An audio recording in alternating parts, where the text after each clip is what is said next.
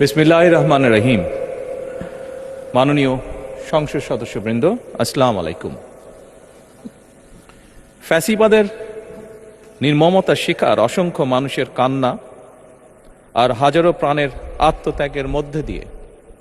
অবশেষে আজ থেকে পুনরায় যাত্রা শুরু হতে যাচ্ছে জনগণের ভোটে জনগণের কাছে জবাবদিহিমূলক সত্যিকার অর্থে জনপ্রতিনিধিশীল জাতীয় সংসদ।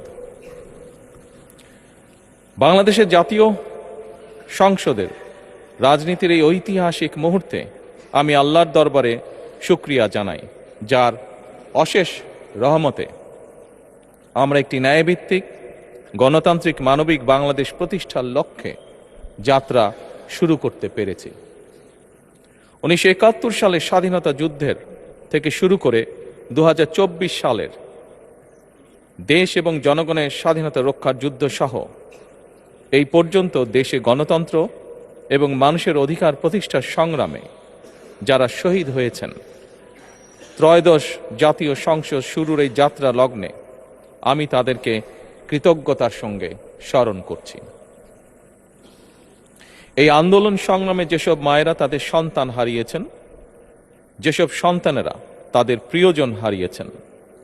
যেসব পরিবার তাদের সন্তান স্বজন হারিয়েছেন,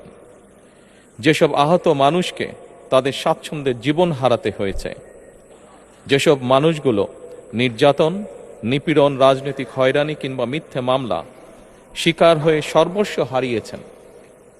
আমি তাদের সকলের অবদানকেও কৃতজ্ঞতার সঙ্গে স্মরণ করছি।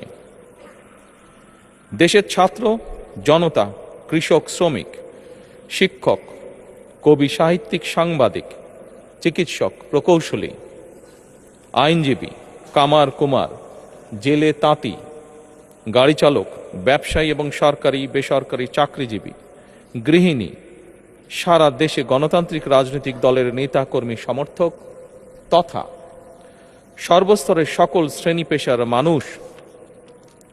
যাদেরকে গুম, খুন, হত্যা, নির্যাতন, নিপীড়ন, মিথ্যা হামলা মামলা কিংবা জীবন্ত মানুষের কবরস্থান তুল্য বর্বর বন্দিশালা, আয়নাঘর, কোনো কিছু দিয়েই যাদের গণতান্ত্রিক আকাঙ্ক্ষাকে রুখে দেওয়া যায়নি, যাদের সাহসী ভূমিকায় দেশে পুনরায় গণতন্ত্র ফিরে এসেছে, আমি ত্রয়োদশ জাতীয় সংসদের এই যাত্রা লগ্নে দেশের স্বাধীনতা প্রিয় গণতান্ত্রিক আমি বীর ছাত্র জনতাকে জানাই অভিনন্দন।